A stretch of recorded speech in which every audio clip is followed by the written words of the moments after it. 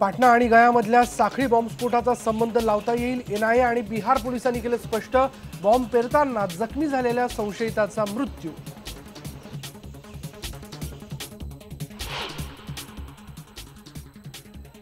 यासीन भटकळचा उजवा हात असलेल्या तहसीन अख्तर बॉम्बस्फोटाप्रकरणी मुख्य संशयित।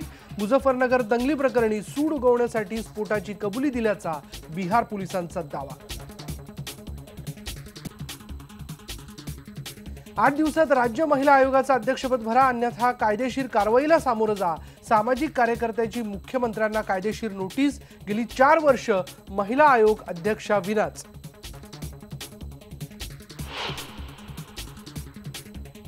भाजपच्या शिष्टमंडळाने घेतली निवडणूक आयुक्तांची भेट। मुझफ्फरनगर दंगल प्रकरणी राहुल गांधींच्या वक्तव्याची केली तक्रार। शिवसेनेने मात्र केलं राहुलचं समर्थन।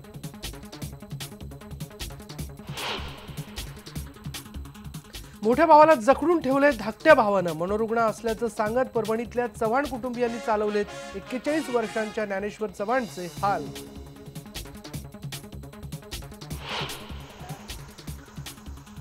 मूकबधीर विद्यार्थ्याकडून पायाला मालिश करून घेणाऱ्या अकोल्यातल्या शिक्षिकेवर निलंबनाची कारवाई। आयबीएन लोकमतनं दाखवलं होतं वृत्त।